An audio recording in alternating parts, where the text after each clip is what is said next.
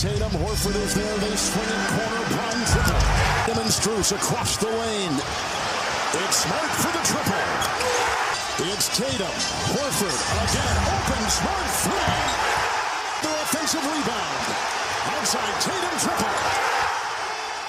I cannot believe that we're actually doing this again, but pause the video. Because I mean, while it felt like we were going against everything that we've seen from the Miami Heat up to this point in the 2023 postseason, I don't know about you guys, but it literally took me 6 minutes and 1 second of watching this game to realize it was going to a game 6. I mean, hell, I even made a video just a couple of days back, basically talking about how the Miami Heat had been running circles around the Boston Celtics in this series, and well, today I'm here to tell you the exact opposite. And sure, while Boston just simply playing better basketball over the last couple of days is definitely one of the biggest reasons as to why this is now a series, but it's also definitely due to some of their major strategical changes that not many people are even seeming to realize. But if you guys are enjoying the insanity of these playoffs as much as I am, don't also forget to subscribe and turn on those notifications to never miss another NBA video down the entire stretch of the postseason.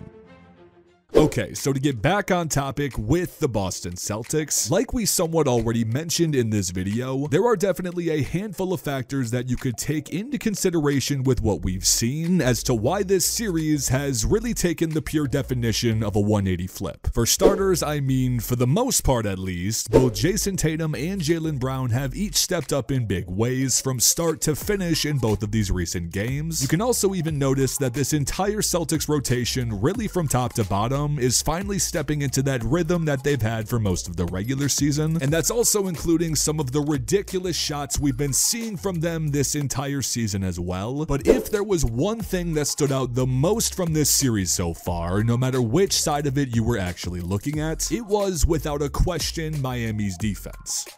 Because long story short, with their constant ability to switch between man and zone throughout the first 3 games of this series, I mean, the film will even show you this, it was leaving Boston pretty much clueless at times in terms of how to actually counter this. And I mean, of course, with Boston's very convincing back-to-back wins in this series, it's no surprise that some people are implying that they have finally cracked the code with this. And while I at least am not going to agree or disagree with that statement until this series is completely over, but with the many different ways in which we've seen Boston try to continually debunk this strategy from Miami, they really all revolve around one specific player in this rotation more than anybody else. And I know some of you aren't expecting this, but that guy is Robert Williams. Now, just so we can set the record straight with what we just said, it's not necessarily about how much Joe Mazzulla actually uses Robert Williams within this rotation, because, well, as we've seen, his minutes have really been all over the place throughout this entire series, but it's almost entirely been about how he's used him. For example of this, if we go back to the beginning of this series, we saw Boston try to continue to run their 2-big approach versus Miami with both Robert Williams and Al Horford in the front court. But ever since they once again pushed Time Lord to coming off of the bench and in turn forcing Miami to adjust to this new rotation, it's almost completely changed the Celtics' offensive approach, and as we've seen from the numbers, it's for the better. Because without using Robert Williams as much as Celtics fans are used to, it's in turn having the Celtics more frequently run 5-man rotations where all of them are more than capable outside shooting threats. And in turn, when you're forcing really the only interior defensive threat on the entire Miami Heat roster in Bam Adebayo to constantly leave the paint, I wouldn't doubt that Boston's seen more gimme layups and dunks throughout the last 2 games than they've seen in the entire postseason prior to this. But even when you're thinking about how versatile of a defender Bam Adebayo is, considering he is actually a big who can guard people on the outside, I mean, just the simple fact that Boston has finally figured out once again that moving the ball is actually good for their offense. It's constantly forcing Bam and really everybody else on the floor to play a game of pick your poison in terms of who they're actually going to let shoot the ball on every single possession. I mean, even in situations like these where they don't end up connecting on the outside look, just look at the presence in the paint. And well, when it's a board battle between Jaylen Brown and Duncan Robinson for a second chance opportunity, you probably know who's going to win that 9 times out of 10.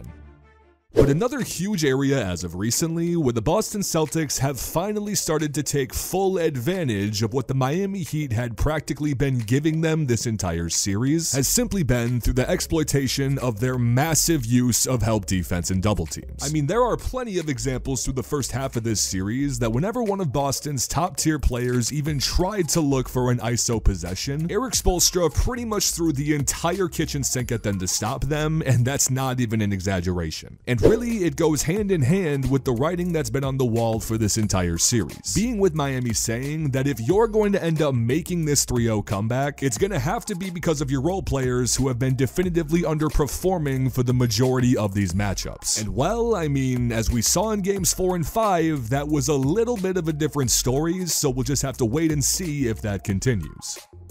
But then when you consider that most of the conversation that we've had so far has had to do with rotational combinations that don't include Robert Williams out on the floor, what about how the offense operates when he's on the floor? Well, even though I know it might sound crazy to say this, considering how limited his time has actually been in this series, but you could legitimately argue that they are in their most dominant form when he's on the court. Because from looking a little bit further into the film, they really trimmed his usage down to only 2 specific situations. And the first one of those situations is literally any time Cody Zeller's on the floor. Because, well, I mean, with Robert Williams' clear inability to shoot from the outside, it's no secret that he's one of the bigger and more obvious pick and roll initiators that can be on the court at all times. And the best part is that even with Cody Zeller being fully aware of this, he still can't keep up with Robert Williams in 95% of these situations. And the ability of Joe Mazzulla to use some of his specific role players in situations like these has really made some of the defensive liabilities on Miami, like Kevin Love and Cody Zeller, almost unplayable in this entire series. But then the only other situation where we'll really see Robert Williams check back into the game is when we do tend to see Miami switch back into zone coverage, because at that point, while the game plan of trying to pull Bam Adebayo out of the paint is obviously not going to work, you might as well use Robert Williams for what he actually does best, that simply being a big interior presence who's more than capable of generating second chance opportunities frequently, as he's done from game to game. And honestly, with the Boston Celtics' clearly improved offensive approach that we've seen from them over the last couple of games, and even with their drastically improved defensive presence with how much they've recently ramped up their on and off ball pressure, like most of us have been saying for the majority of this matchup, there's absolutely no reason why this team cannot make this comeback. But then again, saying it is a lot different than actually doing it, so we'll just have to wait and see. Regardless though, you guys, I am also extremely curious to hear what you all have to think about everything that we've seen in this series, so please be sure to let me know in the comments what has been the most surprising part about the comeback that we've seen from the Boston Celtics up to this point, and on top of that, the very obvious question, who do you have making it to the NBA Finals? But also, I just wanted to say thank you so much to each and every one of you out there for watching. I appreciate you all more than anything. You all know this, and I will see you guys in the next video.